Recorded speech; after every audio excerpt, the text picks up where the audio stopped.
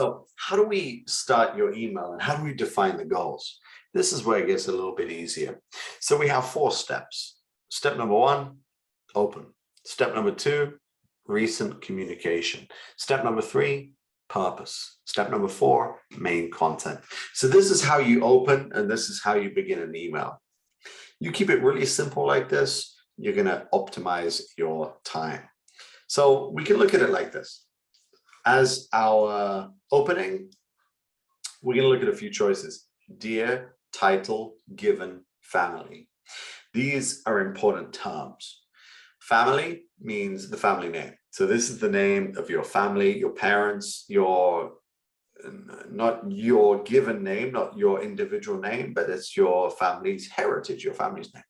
Your given name is your name given to you by your parents that makes you a little bit different, makes you a little bit unique.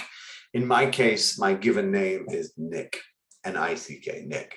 And my family name is Faulkner. That's my family's history.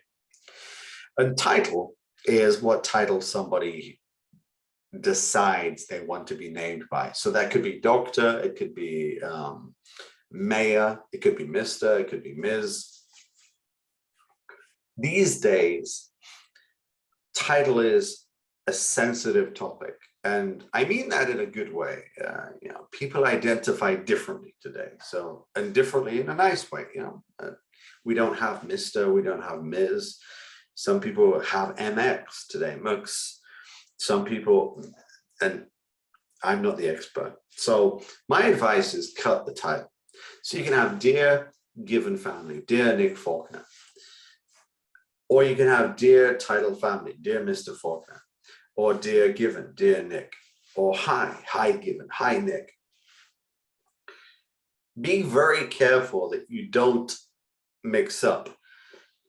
You don't want to say Dear Title Given. I've received so many emails in Japan that say Dear Mr. Nick. And this in English is a total no-no. It's very strange because Mr. is a title of respect. Nick is a personable thing. So Dear Mr. Faulkner is okay. Dear Mr. Nick Faulkner is okay. Dear Mr. Nick is strange. So watch out for that. So you can say Hi Nick, Dear Nick, both of those are okay. My advice is always take a higher position.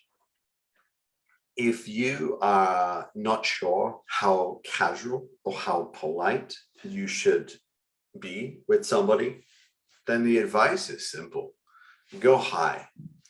If you go high and they go casual, then that's okay. Copy them the next time. But if you start in a casual way and then they go high, you might be in trouble.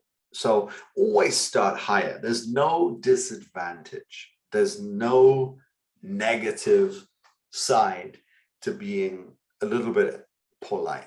There's no negative side, especially in business. And here we're talking about business emails. There's no negative side. The next step after you introduce or after you have the greeting is always to talk about the recent communication. Always talk about the previous communication that you had with that person. So I always remind people how I met them, why I know them, or how I got their information. So I might say, yeah, it was nice meeting you at the conference last week. It was nice meeting you in London last week. It was great to see you at the workshop yesterday. But be specific if you can. It was great to see you at the Tokyo University workshop yesterday. Thanks for giving me some of your time on Friday. Or if you were introduced by somebody else, you can say, yeah, I was, your details were given to me by da da da da da. Or I was given your details by this person.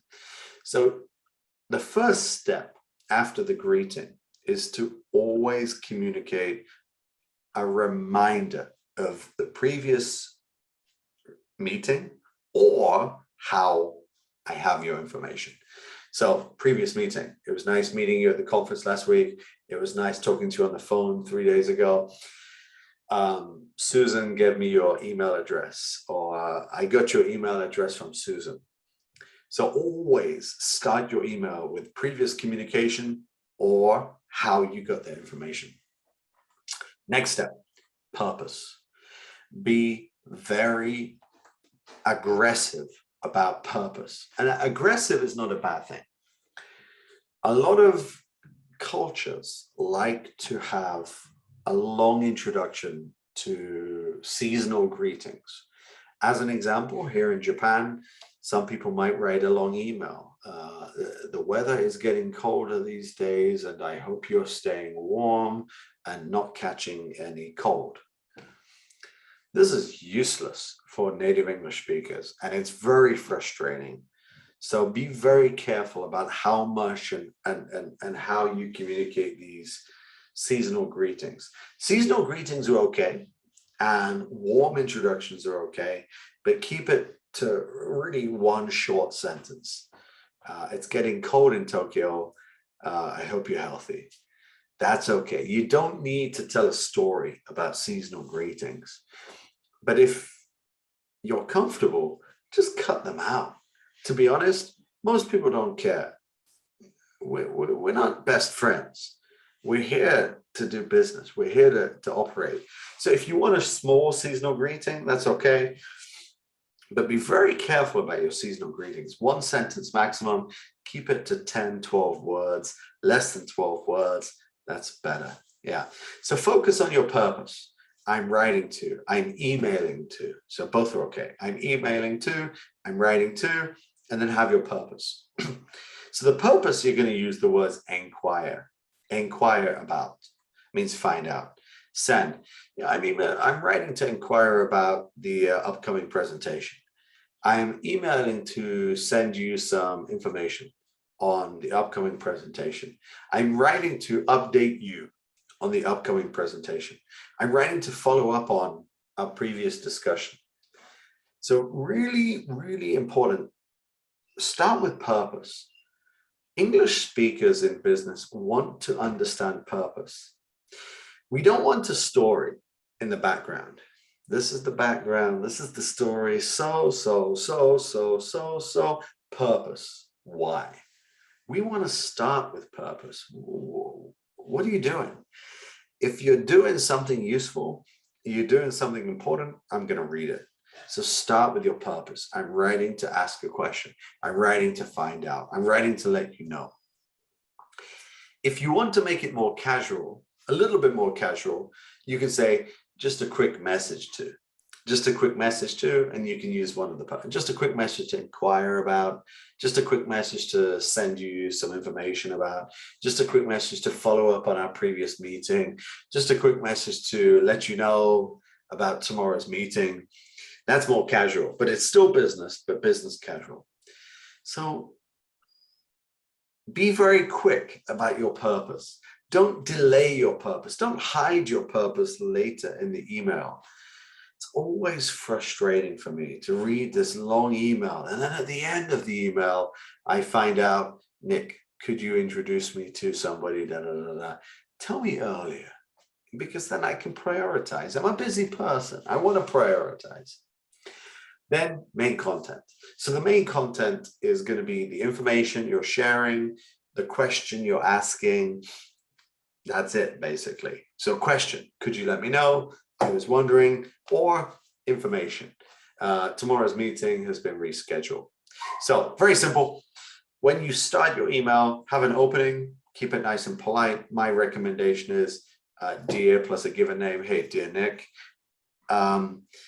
If you are writing a formal business proposal, dear given family, dear Nick Faulkner, but that's very official. If you want to say hi, Nick, or hey, be very careful. Maybe younger people are changing today. Maybe that's okay. But I hate getting an email that says, hey. If I get an email that says, hey, instantly my respect for that person decreases by 50%. And it's very difficult for them to persuade me to do anything because I don't think they have any business sense. But that's my personal view. Maybe younger people are different today. Step number 2, always share the most recent communication you had with me. I meet a lot of people, especially before coronavirus. These days, not so much, but before coronavirus, I met a lot of people. So I don't remember everybody. So tell me how I met you. It was nice meeting you at Tokyo Big Site last week. It was great meeting you at Makuhari Messe recently. Purpose. Yeah, I'm writing to follow up on our discussion.